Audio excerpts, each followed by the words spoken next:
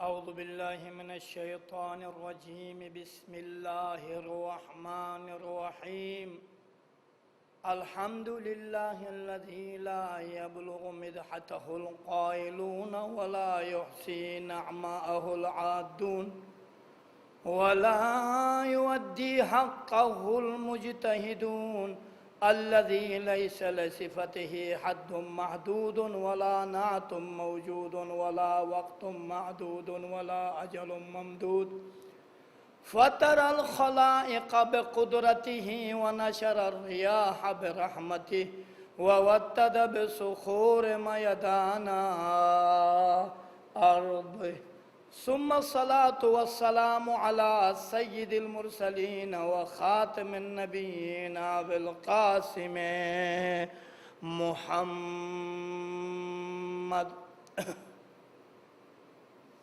ولعنة الله على أعدائهم أجمعين. قال الله تبارك وتعالى في كتابه المجيد بسم الله الرحمن الرحيم قل إن كنتم تحبون الله فاتبعوني يحببكم الله ويغفر لكم ذنوبكم والله غفور رحيم. صلوات. سامعین محترم، عزاداران مظلوم کربلا، آج تقریباً محرم کی 5ویں تاریخ ہے اور جس موضوع کو ہم نے سرنامہ کلام قرار دیا ہے موضوع ہے راہ نجات، اور انشاءاللہ آج سے الفاظ پر انشاءاللہ الفاظ کے حوالے سے گفتگو ہوگی۔ گزشتہ مجلس میں امیر المومنین کے کچھ فضائل اور شیعوں کی خصوصیات کے حوالے سے مختصر سی گفتگو سامعین کی خدمت میں ہو گئی کہ صفات میں سے ایک حالت غضب میں ظلم کسی پر نہیں کرتے ہیں، خوشی کے عالم میں اسراف حد سے تجاوز نہیں کرتے ہیں،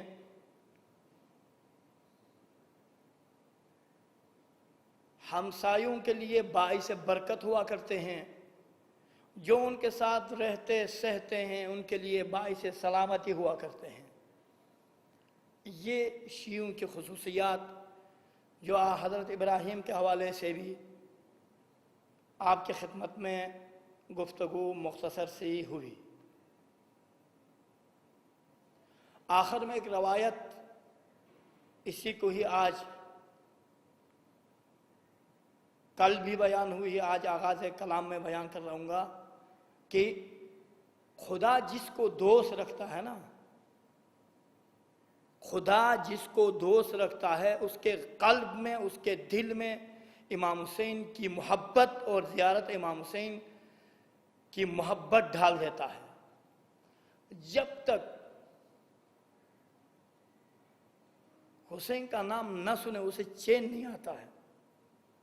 جہاں کہیں تذکرہ آل محمد ہوتا ہے، ذکر حسین ہوتا ہے، فوراً پہنچ جاتا ہے۔ عاشق ہے نا، عاشق کا کام یہی ہے۔ آغاز سخن سے پہلے ایک واقعہ، چونکہ وعدہ بھی ہیں مجلس سے پہلے ایک عزاداری کے حوالے سے واقعہ، چونکہ ذکر حسین آیا ہے، جو بھی نام حسین سنتا ہے نا، ذکر حسین سنتا تو پھر وہ پھر کسی اور مذہب میں نہیں جا سکتا حسین کو چھوڑ کر۔ ایک جوان تھا، اس سے خلاصہ کلام کسی عیسائی خاتون سے محبت ہوئی، پیار ہوا، رشتہ کے لیے بھیجا۔ انہوں نے کہا کہ رشتے کے لیے شرط یہ ہے آپ ایک کام کریں، آپ عیسائی بن جائیں۔ کہا ایک دن کی مہلت عنایت فرمائے۔ ایک دن کی مہلت مل گئی، پوری رات سوچتا رہا، عاشق تھا، کہا کہ قبول ہے مجھے، میں عیسائی بن جاؤں گا۔ بن گیا، شادی ہو گئی۔ अय्याम मुहर्रम आ गए, शब आशूर वो शख्स जो ज़िंदगी भर मजालिस में शिरकत करता रहा है, हुसैन का जिक्र सुनता रहा है, कैसे हो सकता? शब आशूर है, कमरे में खलवत के आलम में रो रहा है कि परवरदिगारा मैंने ये क्या किया, हुसैन को छोड़कर मैं ईसाई बन गया खातून के खातिर, कि रो रहा था उसकी ज़ौजा आ गई, क्या हो गया आज आपको? आपको पता नहीं है कि आपकी मोहब्बत की वजह से मैंने ज़ाहिरन मैंने आपका ईसाईयत कबूल कर लिया है, वो इल्ला मेरा दिल नहीं चाहता कि मैं हुसैन को छोड़ दूँ। कौन है हुसैन? उसने वाक़े करबला पैगंबर के बाद से तमाम वाक़यात वाक़े करबला उसके खिदमत में बयान किया कि ये नवासे रसूल हैं, ये हुआ इसके साथ, इस तरह से हैं, ये फ़र्जंद ज़हरा है। इसके दिल में भी हुसैन की मोहब्बत बैठ गई। हुसैन की मोहब्बत बैठती है ना, ये इक्सीर आज़म है, एकदम से इंसान तब्दील हो जाता है, ये आप जहन में रखें। कहाँ ऐसा होता तो मुझे इससे पहले क्यों नहीं बताया आपने, मैं भी शिया हो जाती। ये अंदरूनी तौर से ये भी शिया हो जाती है। तो इसी आलम में इसने कहा लेकिन एक शर्त ये है कि उस हुसैन की ज़ियारत मुझे करा दीजिए। कहाँ वादा हुआ, पासपोर्ट वगैरह बहाने से कि चक्कर के बहाने से बनवा लिए, बनवाने के बाद इसी आलम में इस खातून का इंतकाल हुआ, इसको ईसाई तरीक़े से दफनाया गया। ये रात को सोचता रहा, परवरदिगारा क्या करूं? कहा इससे वादा है मैं ज़रूर इसको देखूंगा, नहीं हुआ कम से कम लाश को तो ले जाऊं। आखिर तो जिस जगह या अपने तरीक़े से दफन तो करूं। ये शिया हो गई थी, तो आधी रात को जाता है, कब्र खोद के देखता है तो कब्र में वो खातून नहीं है। एक लंबा सा बंदा, काला सा बंदा है और दाढ़ी मुंडी हुई एक शख्स है। तो कहाँ परवरदिगारा क्या हुआ? अब मुतवस्सिल होता है, देखिए मुश्किलात में जब गिरफ्तार होता है ना, आल मोहम्मद से मुतवस्सिल होता तो जवाब आल मोहम्मद ही देते हैं। कायम आल मोहम्मद से मौला आखिर क्या वजह है? मुझे यकीन है इसी कब्र में मेरी वाइफ को दफना दिया गया है, क्यों नहीं है, क्या वजह है? आखिर इमाम ज़मान बताते हैं, तशरीफ़ लाते हैं, कहाँ असल मसला ये है, जाओ करबला में जाकर फ़लान उस खादिम से कहें कि फ़लान उस तारीख को फ़लान उस जगह में एक शख्स को दफनाया गया है, जाकर वहाँ देखो। ये आता है करबला। करबला आने के बाद उस शख्स से कहता है कि आप फ़लान आदमी हैं, हाँ फ़लान जगह फ़लान तारीख को एक शख्स लाया गया था, तो उसकी कब्र कहाँ है? कहाँ हमने तो उस रोका था, ज़बरदस्ती दफना के चले गए। तवज्जो चाहूँगा। अच्छा ये कौन था? ये रिश्वतखोर था। तो जब उसकी कब्र खोदी गई ना, देखा तो उसकी ज़ौजा उधर हैं। बाज़ रवायात के मुताबिक अजीज़ों, मोमिनीन फरिश्ते लेके आते हैं करबला वादी सलाम वहाँ दफनाने के लिए, क्योंकि इसकी तमन्ना थी, मोहब्बत हो गई थी हुसैन से, तो ये करबला में इनको मुंतकिल कर दिया गया। ये काम फरिश्ते करते हैं कि जो अच्छा बंदा है उसको वादी सलाम ले जाते हैं, वादी सलाम से गुनाहगार हज़रात को उनके कब्र में दफनाते हैं। कि रवायत बहुत से वाक़यात भी इस हवाले से हुए हैं, अब समझ में आया होगा अजीज़ों। तो ये है कि जब हुसैन की मोहब्बत होती है ना, वो कभी भी किसी भी सूरत में हुसैन को नहीं छोड़ सकता है। इन्न लक़त्ल हुसैन हरारतुन फ़ी क़ुलूबिहा लम तबरुद अबदा तबरुदहा अबदा। ये हुसैन की शहादत में एक ऐसी हरारत है कि जिसके दिल में भी हुसैन की मोहब्बत हो, क़यामत तक वो खोने को ठंडी नहीं होती है। लम तबरुद अबदा, अबदा क़यामत तक। ये कभी भी किसी मज़हब को कबूल नहीं करता है जिसके दिल में हुसैन की मोहब्बत बैठती है। अब आइए अजीज़ों, यहाँ तक हम पहुँचे थे। कुल इन कुंतुम तुहिब्बूनल्लाह, अल्फाज पर गुफ्तगू शुरू हो गई। ए हबीब कह दो, देखिए लफ्ज़ कुल है, अरबी ग्रामर में कुल के हवाले से उलमा अहले उसूल फरमाते हैं, माद्दे अमर, अमर यामुरु, या सेग़े अमर, अमर यामुरु, माद्दे अमर जो भी हो, جو امر کا مادے سے تعلق رکھتا ہو صیغہ امر بن جائے کسی بھی شکل میں کسی بھی صورت میں، علماء کا اتفاق ہے جہاں کہیں بھی آ جائیں وہ وجوب پر دلالت کرتا ہے، یعنی یہ کام حتمی ہے، واجب ہے، کریں۔ قل کہہ دو ان کنتم تحبون اللہ، یاد رکھو کہ یعنی اے حبیب یہ کہنا واجب ہے، اگر یہ مجھ تک پہنچنا چاہتے ہیں نا، خدا کی محبت حاصل کرنا چاہتے ہیں تو ایک طریقہ ہے، وہ طریقہ یہ کہ آپ کی اتباع کرے، اتباع کے علاوہ بغیر میری محبت حاصل نہیں ہو سکتی ہے، یہ واجب ہے پیغام پہنچانا، اس کے علاوہ نہیں، ممکن نہیں ہے۔ ہاں اختلاف ہے کس میں؟ اسباب دلالت میں، دلالت وجوب پر، اس کام کا حتمی ہونے پر دلالت کرتا ہے، کرنے کے اسباب کیا ہے، کس وجہ سے دلالت کرتا ہے۔ 3 اسباب علماء بیان کرتے ہیں۔ ایک بعض لوگ کہتے ہیں جو وجوب پر دلالت کرتا ہے نا، دلالت لفظی ہے، واضح وضع کرتے وقت سے غیر امر و مادہ امر کو وجوب کے لیے ہی وضع کیا ہے جب تک کوئی استحباب کا قرینہ نہ ہو۔ بعض کہتے نہیں، ہمیں عقل بتاتی ہے کہ مولا، عقل یہ بتاتی ہے مولا جب حکم کرتا ہے غلام کو، غلام کے لیے حکم مولا کو ماننا واجب ہے، یہ عقل بتاتی ہے۔ بعض کہتے ہیں مقدمات حکمت ہے، مقدمات حکمت کے حوالے سے شہید صدر نے حلقات میں مفصل گفتگو کری ہے کہ مولا مقام بیان میں ہے، قرینہ بھی نہیں ہے، مقام تقیہ بھی نہیں ہے، فلان فلان بھی نہیں ہے، اور استحباب پر قرینہ بھی نہیں ہے، تو یہ مقام بیان میں ہونا دلالت کرتا ہے۔ یہ مقدمات دلالت کرتے ہیں کہ صیغہ امر وجوب پر دلالت کر رہا ہے اور غلام کو مولا کا امر ماننا واجب ہے۔ اب سمجھ میں آ گیا قل کیا ہے؟ بس یہ باتیں ہو گئی، قل دلالت کرتا ہے وجوب پر۔ ایک اور مسئلہ، قل لا اسألکم، اسی طرح سے دوسرا قل، آئیے، قل لا اسألکم علیہ اجرا الا المودۃ فی القربى، قل کہہ دو، قرآن کی آیہ ہے، کہہ دو ان سے، کیا کہو گے؟ لا اسألکم، کوئی سوال نہیں کرتا ہوں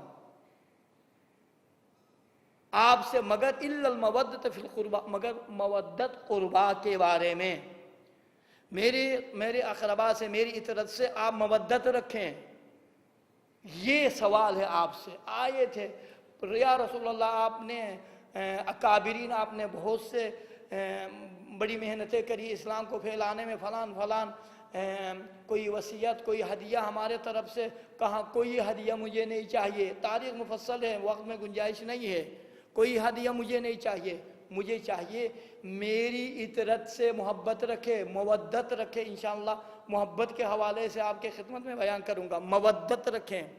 دیکھیں اس تاریخ میں 3 الفاظ ہیں، ایک قرب ہے، ایک اقربا ہے، ایک قربا ہے۔ توجہ چاہوں گا، قرب دوری کے مقابلے میں ہوتا ہے، اقربا رشتہ داری کے حساب سے، یہ اس کے اقربا میں سے ہے، یعنی ان کے رشتہ داروں میں سے ہے، وراثت میں سے ہے، ورثہ ہے، رشتہ دار ہے۔ اما قلہ نہ قربا استعمال ہوا ہے، نہ اقربا استعمال ہوا، نہ قرب استعمال ہوا، بلکہ قربا استعمال ہوا ہے۔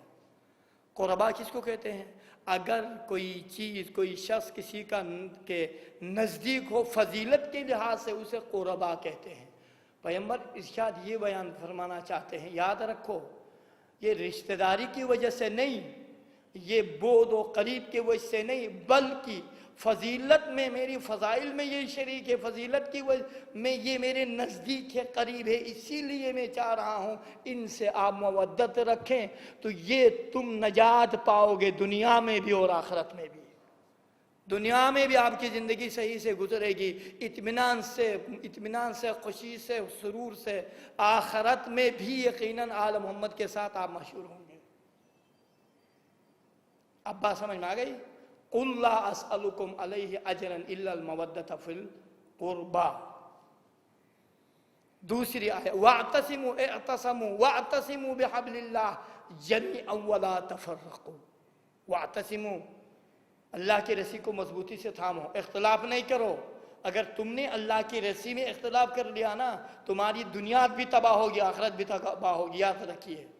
معصوم فرماتے نحن حبل اللہ، ہم اللہ کی رسی ہے، آل محمد سے متمسک رہو، اگر تمہیں دنیا چاہیے، اگر تمہیں آخرت چاہیے، دنیا میں بھی سکون، آخرت میں بھی سکون۔ اور صیغہ امر، مادہ امر دیکھیے، یا ایھا الرسول، مادہ امر کی باتیں کر رہا ہوں، یا ایھا الرسول بلغ ما انزل الیک وان لم تفعل فما بلغت رسالتہ، بلغ، توجہ چاہوں گا، بلغ صیغہ امر کا صیغہ، امر کا صیغہ ہے،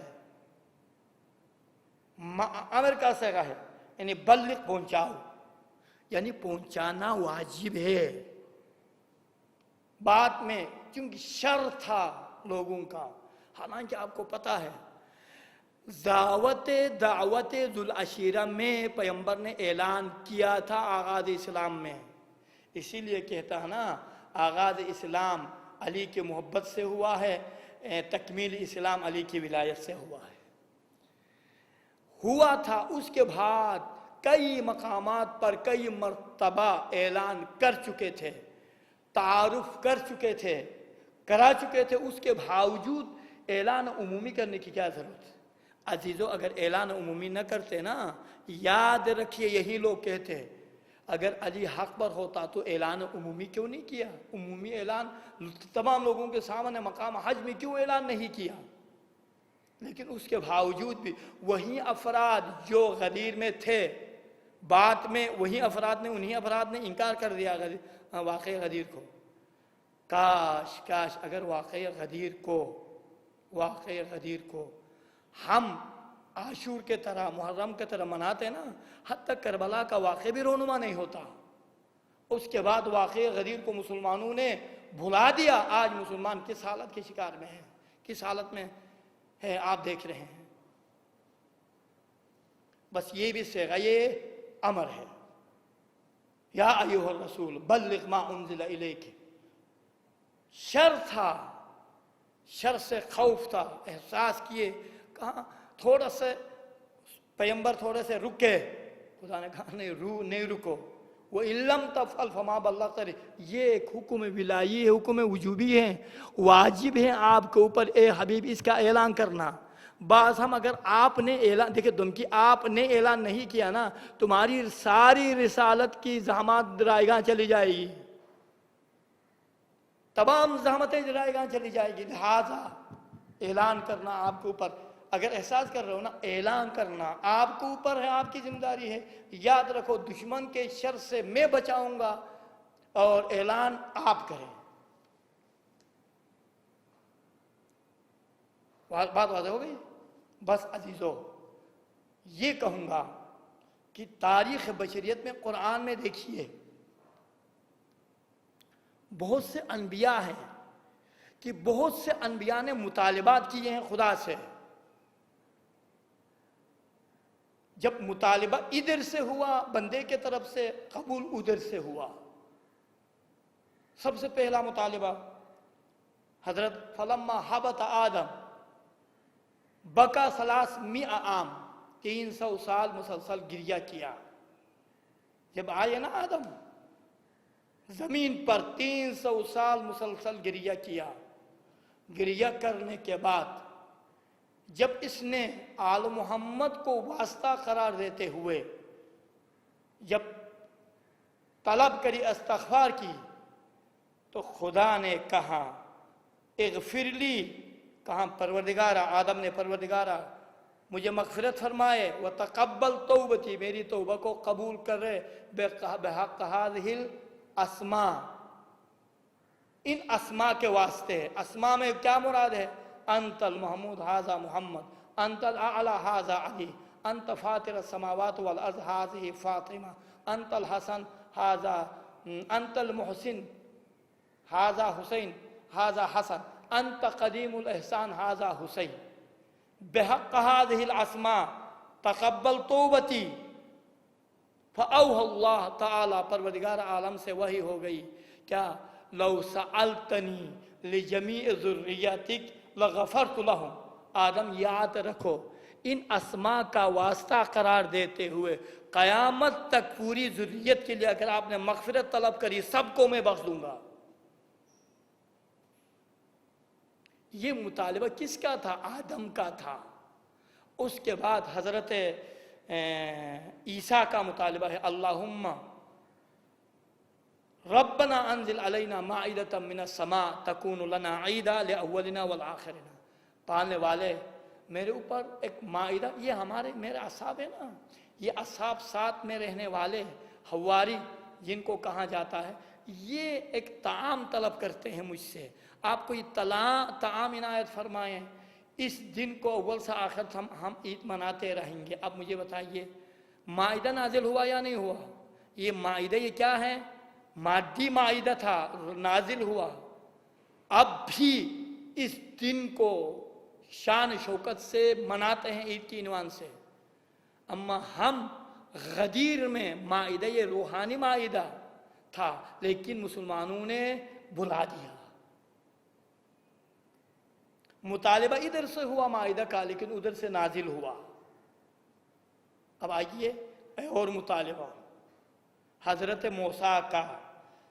موسیٰ کا مطالبہ یہ ہے، وَأَخِي ہارون هُوَ أَفْصَحُ مِنِّي لِسَانًا فَأَرْسِلْهُ مَعِيَ رِدًا يُصَدِّقُنِي إِنِّي أَخَافُ أَن يُكَذِّبُونَ۔ توجہ چاہوں گا، پالنے والے میرے بھائی ہیں نا، میرے بھائی ہارون کو میرا وصی قرار دے دے، میرا جانشین قرار دے دے، کیونکہ یہ لسان خطابت میں زیادہ فصاحت رکھتا ہے، زیادہ بلاغت رکھتا ہے، شاید اس کے وجہ سے زیادہ عبودیت کے طرف، خدا پرستی کے طرف آ جائیں۔ لیکن کہاں، پروردگارا میں ڈرتا ہوں یہ لوگ ان یکذبونی، یہ لوگ مجھے نہ جھٹلائیں۔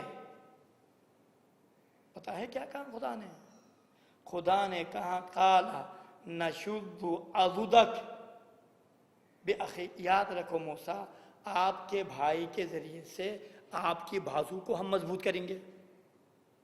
اب سمجھ میں آ گئی یہ بات، ہم آپ کے بھائی کے ذریعے مضبوط کریں گے، بس یاد رکھو اعلان کرو، اعلان کرنا تمہارا کام ہے، اور جانشین بنانا، لوگوں کے شر سے بچانا میرا کام ہے۔ اسی لیے پیغمبر فرماتے ہیں یا علی، آپ کی مثال ہارون کی مثال ہے، جو موسیٰ سے ہارون کی نسبت تھی وہی نسبت تمہاری مجھ سے ہے۔ پروردگار عالم نے بھی میرے بازو کو، آپ کے توسط سے میرے بازو کو مضبوط کر دیا ہے۔ کدھر سے تھا مطالبہ مجھے بتائیے؟ یہ خدا کے، یہ بندے کے طرف سے، یہ نبی خدا کے طرف سے مطالبہ تھا، ادھر سے عطا ہوا کہ پروردگار عالم نے وارث بنا دیا ہارون کو۔ اب آئیے ایک اور مطالبہ ہے حضرت الحمدللہ الذی وہب لی علی الکبر اسماعیل و اسحاق، پروردگار پالنے والے بڑھاپے میں آپ نے مجھے اسحاق اور یعقوب جیسے انبیاء سے نوازا، اسحاق اور اسماعیل جیسے انبیاء سے نوازا۔ آپ کو پتہ ہے حضرت ابراہیم کی عمر، تاریخ میں اختلاف ہے، 118 سال یا 120 سال، اس میں بعض کہتے ہیں 18 سال، بعض تاریخ کے کتب میں 20 سال ہے۔ 18 اور 20 سال عمر تھی۔ حضرت سارہ کی عمر کتنے تھی؟ 90 سال۔ آپ کو پتہ ہے 90 سال میں کہاں بچہ ہوتا ہے؟ 90 سال عمر تھی۔ اب آئیے، اور آپ کو پتہ ہے حاجرہ کنیز تھی، اسی کے توسط ہی سے حضرت ابراہیم اولاد نہیں ہوتی تھی، شادی اسی خاتون نے کروائی ہے۔ پروردگار عالم کا دیکھیں، پروردگار عالم جب چاہتا نا کسی کو دے دے تو بڑھاپے میں بھی عنایت کرتا ہے۔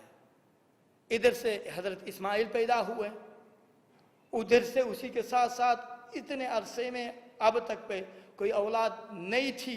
حضرت ابراہیم نے خوشخبری دی، کہاں یہ کیسے ہو سکتا، ہم تو بوڑھے ہو گئے ہیں، بوڑھے پہ کے عالم میں کہاں کوئی بچہ آ سکتا ہے۔ لیکن ادھر سے حضرت سارہ سے بھی پروردگار عالم نے ایک بچہ عنایت کیا جس کا نام تھا اسحاق۔ خدا نے کہا پروردگار حمد ہو آپ کو، آپ نے بڑھاپے میں مجھے ایک حسین 2 بچوں سے نوازا، ایک اسحاق اور ایک یہ حضرت اسماعیل، یہ مطالبات انبیاء کے تھے، یہ انبیاء کے مطالبات کہ یہاں سے مطالبہ ہوا، وہاں سے عطا ہوا۔ قرآن میں دو ایسے مطالبات ہیں جہاں نبی کی طرف سے نہیں ہوئے ہیں، خود خدا نے اصرار کیا ہے کہ نبی کو یہ کرو۔ ایک مطالبہ شہزادی کے حوالے سے دشمن تانا دیتے رہے کہ یا رسول اللہ آپ کی کوئی اولاد نہیں ہوئی ہے، یہی خیال تھا کہ نبوت کے بعد جو چاہے وہی کریں گے، اب نبوت ختم ہوگی، سلسلہ ختم ہوگا اور نسل ختم ہوگی تو نبوت بھی ہمارے ہاتھ میں آئے گی، اور دمبریدہ کہنے لگے نسل ختم ہو چکی ہے کہنے لگے۔ خدا نے کہا یہ ہو ہی نہیں سکتا، میرے حبیب کو تانا دیا جائے اور میں پروردگار عالم خاموش رہوں۔ حبیب اِنَّا أَعْطَيْنَاكَ الْكَوْثَرَ، ایک کوثر سے آپ کو نوازیں گے۔ کمال یہ ہوگا اس کوثر کا، اس ذات کا کمال یہ ہوگا کہ آپ کی نسل بھی قیامت تک باقی رہے گی اور دشمن کی نسل بھی ختم ہوگی۔ ایک یہ ہے جو ادھر سے مطالبہ ہوا، کہاں پر یا میرا حبیب اعلان کرو، ہم نے عنایت کر دیا ہے، اب زہرا کو ہم نے تو دے دیا ہے، اس کی وجہ سے نسل قیامت تک باقی رہے گی، دشمن کی نسل ختم ہوگی۔ اور دوسرا مطالبہ جو ادھر سے ہوا میدان غدیر میں، بلغ، حبیب پہنچا دے، پہنچا دے، نہیں پہنچانے کی صورت میں دیکھیں سنیے، ما اوذی نبی مسلم اوذی، جتنی مجھے اذیتیں پہنچائی ہیں نا آج تک کسی کو اتنی اذیتیں نہیں پہنچی ہے۔ آخر کیوں؟ تمام انبیاء اور ہمارے نبی میں ایک فرق ہے، فرق یہ ہے کہ تمام انبیاء کو اسی زمانے کے حوالے سے علم تھا، ہمارے نبی کو اول سے آخر تک کا علم ہے۔ اس لیے فرماتے ہیں آنے والے تمام مظالم پیغمبر کے سامنے پیش ہوتے تھے، کبھی زہرا کا در جلتے ہوئے، کبھی حسین میدان کربلا کا کارزار کربلا، میدان کربلا کا واقعہ، کبھی امیر المومنین کے سر مبارک پر ضربت لگتے ہوئے۔ یہ تمام مصیبتیں، سادات پر ظلم و ستم، قیامت تک تمام واقعات پیغمبر کے حضور میں سامنے پیش آتے تھے۔ اسی لیے فرماتے ہیں جتنی مجھے اذیت ہوئی ہے نا کسی اور کو اذیت نہیں ہوئی ہے، کسی نبی کو اذیت نہیں ہوئی ہے، اتنے میری امت نے ستائی ہے۔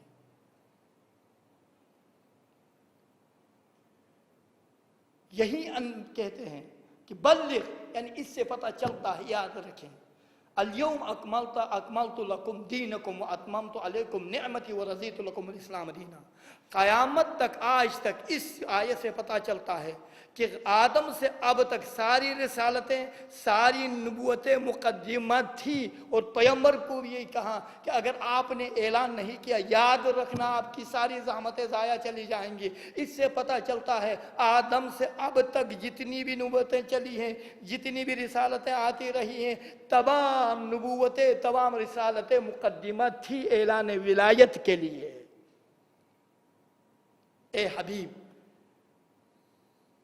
بلغ، آج دین تکمیل ہوا ہے، کہا نا آپ کے خدمت میں بیان کیا ہے، آغاز ہوا ہے محبت علی سے اسلام کا، تکمیل ہوا ہے ولایت علی اسلام سے، ولایت علی سے اسلام تکمیل ہوا ہے، محبت علی سے اسلام کا آغاز ہوا ہے۔ الیوم اکملت لکم، حبیب اب آپ نے کر دیا نا، لوگوں کے شر سے بچاؤں گا، یاد رکھیے، اب اعلان کر دیا نا، یاد رکھو، اب یہ دین جو میں نے بھیجا ہے نا، آدم سے اب تک چلتا آ رہا تھا، آپ نے بھی اتنی ساری زحمتیں کری، یہ دین اب مکمل ہوا، اس دین سے اب تمہارا پروردگار راضی ہوا۔ الیوم اکملت لکم دینکم واتممت علیکم نعمتی ورضیت لکم الاسلام دینا۔ عزیزو، وقت کافی آ چکا ہے، کاش اگر کربلا کو فراموش نہ کرتے، غدیر کو فراموش نہ کرتے، کربلا رونما نہیں ہوتا۔ 5ویں مجلس سے محرم کی 5ویں تاریخ، عزیزو آج میرا دل چاہتا ہے، کل حضرت حر کے مصائب بیان ہوئے حضرت حبیب کے، آج میں جا رہا ہوں حضرت حر کے مصائب آپ کے خدمت میں بیان کروں۔ مدینے میں ایک رسم تھا، رسم یہ تھا جب بھی کوئی مشکل میں گرفتار ہوتا تھا نا، آل محمد کے دروازے کو جاتے تھے، آل محمد کے پاس جاتے تھے، وہاں سے شفا ملتی تھی، وہاں سے صحتیاب ہوتے تھے۔ نہ فقط چاہنے والے، سبھی جاتے تھے۔ ایک مطلب ایک یہودی تھا، اس کی ایک بچی تھی، فلج نے حملہ کیا ہوا تھا، فلج گرا تھا تو بدن حرکت نہیں کرتا تھا، تو یہ آل محمد کی خدمت میں ان کے بیت الشرف میں لے کے آئے۔ عزیزو میں حر کا بیان کر رہا ہوں کہ اس زمانے میں آل محمد کے بیت الشرف میں لاتے تھے، شفا پاتے تھے۔ ایک دن امام حسن حسین حج کے ارادے سے گھر سے مدینے سے چلے مکے کی طرف، کافی فاصلہ ہے بیچ میں۔ اس زمانے میں، آج کل تو خیر راستہ بنا ہے، اس زمانے میں صحرا کا عالم تھا۔ یہ دونوں بچے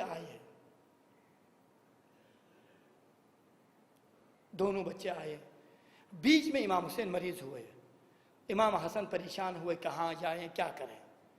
جاتے جاتے دیکھا ایک خیمہ لگا ہوا تھا، خیمہ میں 2 میاں بیوی تھی۔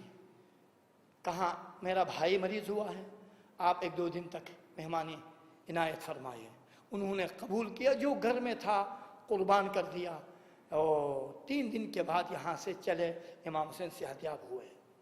حج سے واپس آئے، جاتے ہوئے کہا اگر کبھی مدینے میں آنا ہوا نا کہ ہمارا نام حسنین ہے اور ہمارا نام پوچھئے، سب مدینے والے ہمیں جانتے ہیں، گھر بتائیں گے، ہمیں بھی مہمانی کا موقع ملے گا۔ سال گزر گیا، یہ آ گئے امیر المومنین سے کچھ سوالات کرنے۔ آنے کے بعد سوالات کیے، کرنے کے بعد پوچھا یہاں 2 بچے ایک سال گزشتہ آئے تھے جس کا نام حسن حسین تھا، تو ان سے ملنا ہے، اگر ہے تو ان کا گھر دکھائیے۔ مولا نے کہا یہ میرے ہی فرزند ہے۔ خبر ملی، آ گئے، خوش ہوئے، 3 دن تک مسلسل مہمان نوازی کرتے رہے۔ جب جا رہے تھے تو کہا شہزادوں نے کوئی حاجت ہے تو طلب کریں۔ کہا ایک حاجت ہے، کافی عرصے سے اولاد نہیں ہو رہی ہے، دعا کریں اولاد کے لیے۔ امام حسین نے دست دعا بلند کری اور یہ یہاں سے چلے۔ دوسرے سال پروردگار عالم نے ایک بچہ عنایت کیا، نام آ گئے، یہ ان کا شوہر آئے۔ آنے کے بعد امیر المومنین سے کہا مولا خداوند عالم نے امام حسین کے دعاؤں کے صدقے میں ایک بچہ دیا ہے، لیکن بات یہ ہے کہ ان کا نام آپ خود رکھیے۔ امام حسین مولا امیر المومنین کے ساتھ آئے، دونوں آئے اس کے بیت الشرف میں۔ آنے کے بعد امام کی نظر کرم پڑھی تو امام نے گریہ کرنا شروع کر دیا۔ کہا مولا کوئی نقص ہے اعضاء میں؟ کہا کوئی نقص نہیں ہے، فقط یہ ہے کچھ حالات اس کے زندگی میں آنے والی ہے، انہیں دیکھ کر گریہ کر رہا ہوں۔ عزیزو یہ وہی امام نے اس کا نام رکھا حر، یہ وہی حر ہے۔ عزیزو ایک چون کی معاشرہ صحیح نہیں ملنے کی وجہ سے دور ہوا تھا، لیکن اس کے ذہن میں شہزادی کا نام تھا اور یہ تھا حسنین کا نام تھا، محبت تھی کسی حد تک۔ ان کے والدین بھی کہتے رہتے تھے، معاشرہ سوسائٹی غلط ملنے کی وجہ سے یزید کے فوج میں چلا گیا تھا، لیکن کمانڈر رہا، یہی وجہ تھی۔ جب یزید روکا نا، روکنے کے بعد میں مختصر کر رہا ہوں، اشارہ کر رہا ہوں، روکا راستہ، جب حر نے روکا تو اس کے بعد امام نے جب حر کے ماں کا نام لیا نا تو حر نے کیا کہا، اے فرزند زہرا اگر آپ کی ماں بھی میری ماں کی طرح ہوتی تو میں بھی لیتا، لیکن آپ کی ماں کا مقام وہ مقام ہے، وضو کیے بغیر انسان نام نہیں لے سکتا ہے، لہذا اب شہزادی کی محبت حر کے دل میں بیٹھ گئی۔ جب روانہ ہوا نا 3 مرتبہ اعلان ہوا، 2 مرتبہ کہ اے حر مبارک ہو تم جنت کے طرف جا رہے ہو۔ پروردگارہ یہ کیسی مبارک ہے، کون مبارک دے رہا ہے؟ میں تو یزید کے ساتھ ہوں، یزید کے ساتھ یقیناً جہنم ہے۔ لیکن عزیزو چونکہ محبت تھی، شہزادی کی محبت بیٹھ گئی، تو یہی وجہ تھی جب شب عاشور اس نے معصوم بچوں کی گریہ کی آوازیں سنی نا، برداشت نہیں ہوا، بدن لرزنے لگا۔ غلام کہتا ہے اگر مجھ سے پوچھتا کوئی کہ دنیا میں اس وقت کون سب سے پہلوان ہے، آپ کا نام لیتا، لیکن مختصر سی فوج سے آپ گھبرا رہے ہیں، ڈر لگتا ہے۔ کہا کچھ نہیں بتایا، بیٹے کو بھی کہا، غلام کو بھی کہا مجھے میری آنکھوں کو بند کرایا جائے، آنکھوں پہ پٹی باندھی گئی اور یہ یہاں چلے امام کے خدمت میں۔ ادھر غلام سے کہا یاد رکھو جب بھی مولا عباس آئے نا مجھے کہہ دینا چونکہ کام ہے مولا سے، مولا عباس سے۔ ادھر سے یہ چلے، ادھر سے مولا نے عباس کو کہا جاؤ ہمارا مہمان آ رہا ہے، علی اکبر جاؤ ہمارا مہمان آ رہا ہے، قاسم جاؤ ہمارا مہمان آ رہا ہے۔ ایک مرتبہ مولا عباس قریب پہنچے، غلام نے کہا آغا عباس پہنچ چکے ہیں۔ غلام نے اپنے آپ کو عباس کے قدموں پہ گرا دیا، کہا مولا مجھے پتا ہے آپ حسین کے لیے بہت عزیز ہے، میں بڑا خطا کار آیا ہوا ہوں، لہذا میری سفارش کرے۔ عباس ہور کے بازو کو پکڑ کر امام کے خدمت میں لائے، مولا ایک خطا کار لے کر آیا ہوں، اسے معاف کر دیجئے۔ عباس آپ نے لایا ہے نا، یقیناً معاف کروں گا، اور اٹھو تو ہمارا مہمان ہے، معاف کر دیا ہم نے، خدا بھی معاف کرے گا۔ کہا مولا اب اور مطمئن نہیں ہوگا جب تک شہزادی مجھے معاف نہیں کرے گی، چونکہ شہزادی کا راستہ میں نے روکا ہے۔